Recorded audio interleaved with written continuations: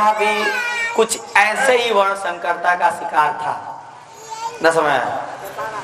अरे भाई, जिसके पिता धर्मात्मा, जिसकी माता भी धर्मात्मा, उसको कैसे दिक्कत हो गया? हुआ ऐसा था कि कालनेमी असुर, जो कि सती स्त्रियों को ना पति के रहते ही श्रृंगार करना चाहिए। पति जब चला जाए तो खूब सजना नहीं समझना चाहिए। मतलब पति हो तो घर में चंडिका करालिका बनी बैठो, अब पति चला जाए तो श्रृंगार में हो जाओ।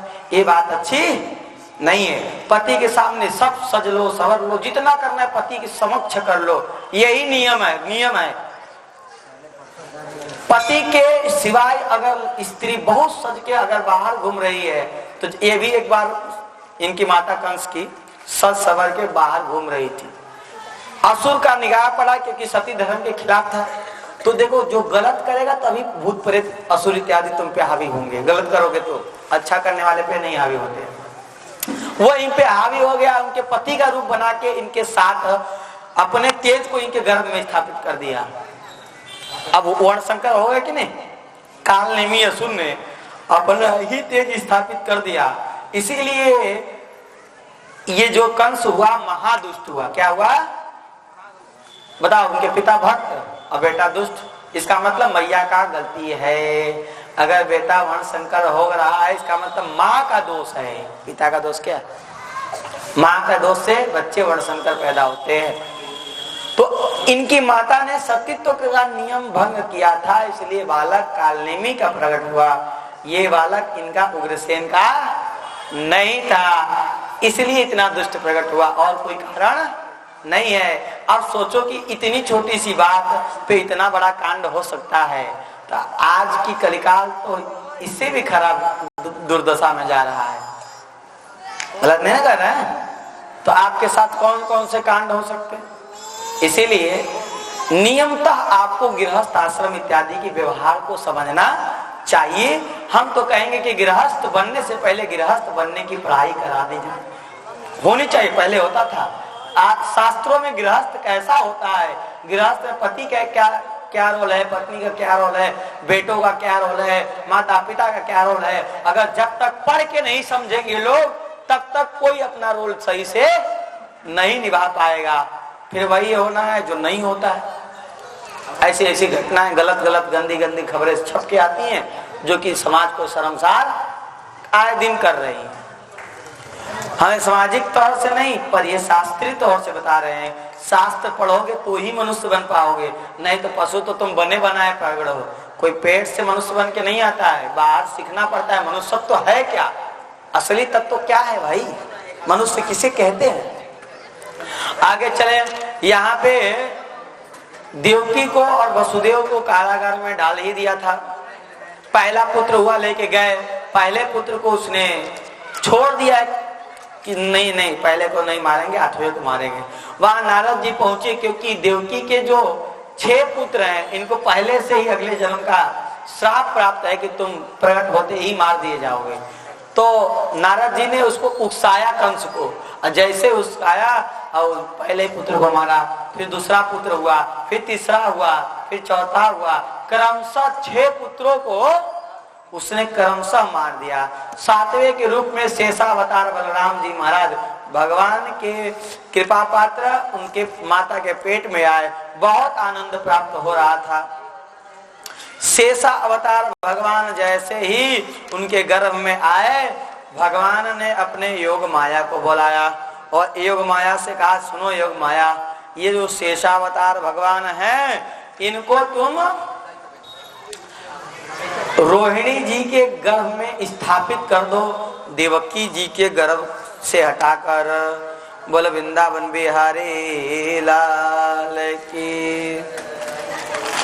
माया से कहा कि तुम इनको जो है गर्भ को स्थापित करो। कहाँ स्थापित करो? माया के लिए कोई बड़ी बात, दुर्गा ही माया है। अभी माया का नाम है दुर्गा, भद्रकाली, काली, कपाली, चंडिका, करालिका, शांभवी, ये सब क्या है? ये भगवान की माया है। इसीलिए हम लोग माया का पूजा करते हैं। ठीक है, नवरात्र में माया का ही पूजा होता है।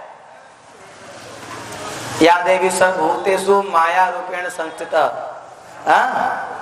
तो माया ही है।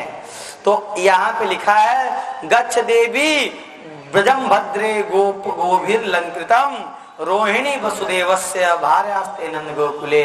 जो रोहिणी है वसुदेव जी की पत्नी है, वो नंद बाबा के गोकुल में निवास करती हैं कंस के भय से। इसीलिए देवक्या जठरे गर्भम शेषाख्यम धाम मामकम तत्सन्निकृष्य रोहिण्याम उदरे सन्निवेशय। एक जगह से खींचो दूसरे जगह स्थापित कर दो। तो 3-4 महीने का गर्भ ऐसे ही खींचकर उन्होंने स्थापित कर दिया। और भगवान कहते हैं कि अब देखो मैं तुमको आशीर्वाद दे रहा हूं क्योंकि तुमने मेरा काम किया है। माया तुम मेरी दासी हो, काम किया है इसलिए आशीर्वाद दे रहा हूं। तुम्हारा इस कलिकाल में खूब पूजा होगा, तुम्हारा कलिकाल में खूब पूजा होगा।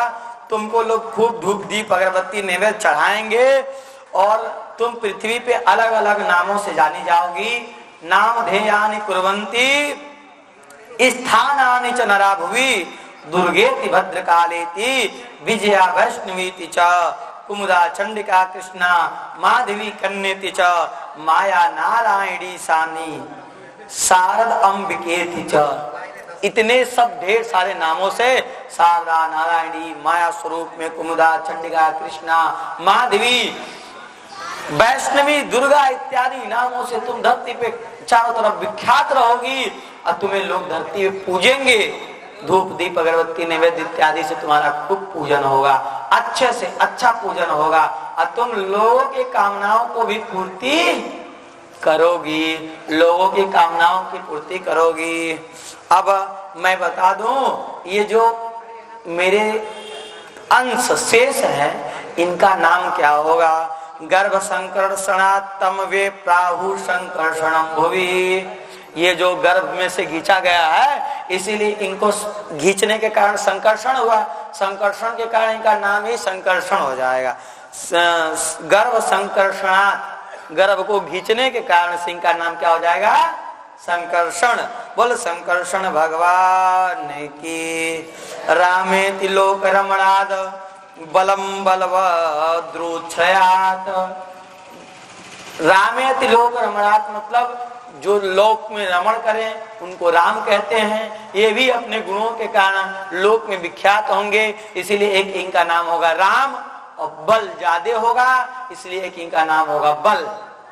इसलिए हम लोग दोनों नाम मिला के बोलते हैं बल राम, दोनों नाम मिला के एक साथ बोलते हैं।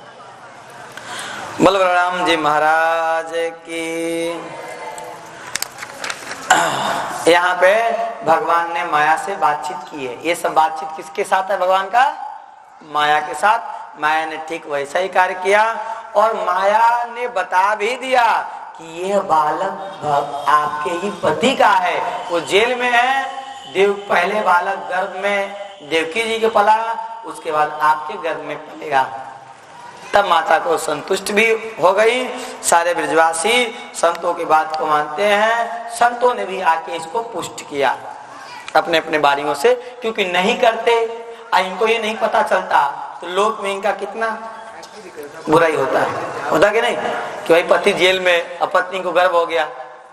इसी कारण से सब लीला को बताना पड़ा माता को भी, और जितने ब्रजवासी थे संतों ने आके ये सब त्रिकालदर्शी ऋषियों ने बता दिया सबको। सब त्रिकालदर्शी ऋषि महापुरुष है ना, इनसे कोई दुनिया का काम छुपा हुआ नहीं है।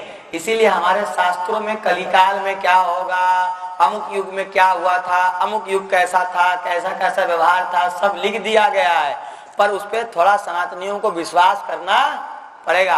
अरे सब धर्म वाले अपने ग्रंथों विश्वास करते हैं, तुम लोग काहे अपनी बुद्धि खराब किए बैठे हो। हाँ, कोई हिंदू जा रहा है ईसाई में चर्च में लल्ला लोहिया कर रहा है। हाँ, चर्च वाले आप लोगों को कितना बेवकूफ बनाते हैं, जानते कितना। गाड़ी लेके, ये बात एक महात्मा द्वारा बताई गई है। गाड़ी लेके जा रहा था चर्च वाला, उसकी गाड़ी चल रही थी, बच्चे छोटे छोटे पढ़ने वाले हिंदू के